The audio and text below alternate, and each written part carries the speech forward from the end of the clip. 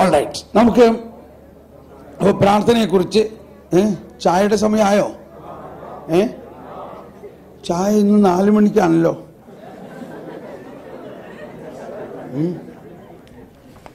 ഇച്ചിരി നേരം കൂടി ചായ അവിടെ റെഡി ആയിട്ടുണ്ടെങ്കിൽ നമുക്ക് പോകാം. ഒന്ന് ആരെങ്കിലും പോയി നോക്കിയോ ചായ റെഡി ആയിട്ടുണ്ടോ? ഇല്ല, റെഡി ആയിട്ടില്ല. 5 മിനിറ്റ് കൊണ്ട്. ക്ഷമിക്കൂ. ഓക്കെ, അപ്പൊ നമ്മൾ ഇനി അടുത്ത പ്രാർത്ഥനയുടെ ഇത്രേ നമ്മളെല്ലാം പറഞ്ഞത് സ്വർഗസ്ഥനായ പിതാവേ എന്നുള്ള പ്രാർത്ഥനയാണ്. ഈശോ പിന്നെ പഠിപ്പിച്ച പ്രാർത്ഥന. ഒന്ന് കൈവീശി എല്ലാവരും. ജയ് ബോലോ ജയ് ബോലോ യേശു മസീഹാ കി ജയ് ബോലോ. ജയ് ഉച്ചത്തിൽ അടുത്തിരിക്കുന്ന ആളുടെ ചെവിയിൽ ജയ് ബോലോ ജയ്.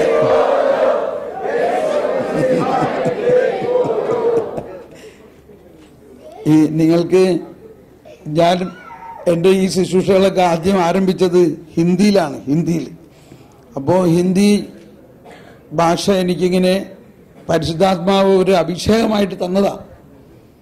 അങ്ങനെ ഞാൻ ഹിന്ദിയിൽ പ്രസംഗിക്കുമ്പോഴാണ് കൂടുതൽ അഭിഷേകം, മലയാളത്തിനേക്കാളും ഇംഗ്ലീഷിനേക്കാളും. അപ്പോൾ ഉത്തരഭാരതത്തിൽ പ്രത്യേകിച്ച് ഡൽഹിയിലെല്ലാം 3 ഭാഷയിൽ ഞാൻ തന്നെ ഒരേ സമയത്ത്, അതായത് ഞാൻ തന്നെ ആദ്യം ഇംഗ്ലീഷ്, പിന്നെ മലയാളം, ഹിന്ദി, ഇങ്ങനെ 3 ഭാഷയിൽ ധ്യാനിപ്പിക്കും. ആ ഒരു ധ്യാനം ഒന്ന് കൂടേണ്ടതാണ്. 3 ഭാഷയിലുള്ള ധ്യാനം. അപ്പം ഓക്കെ നമ്മൾ സബ്ജക്റ്റ് വിടണ്ട, സമയം. സ്വർഗസ്ഥനായ പിതാവ്. ഓക്കെ, ഇത് നിങ്ങളെ വളരെയധികം സഹായിക്കുന്ന ഒരു ചിന്തയാണ്. നമ്മൾ സ്വർഗസ്ഥനായ പിതാവ് എന്നുള്ള പ്രാർത്ഥന ധാരാളം ചെറുപ്പം മുതലേ പ്രാർത്ഥിക്കുന്നതാണ്.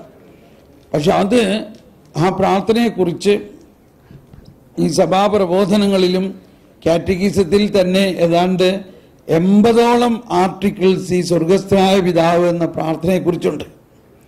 സഭയിൽ ഏതാണ്ട് 2500ഓളം ഔദ്യോഗിക ഗ്രന്ഥങ്ങളുണ്ട്. പല സഭാപിതാക്കന്മാരും തിയോളജിയൻസും എല്ലാം സ്വർഗസ്ഥനായ പിതാവേ എന്നുള്ള പ്രാർത്ഥനയെക്കുറിച്ച്.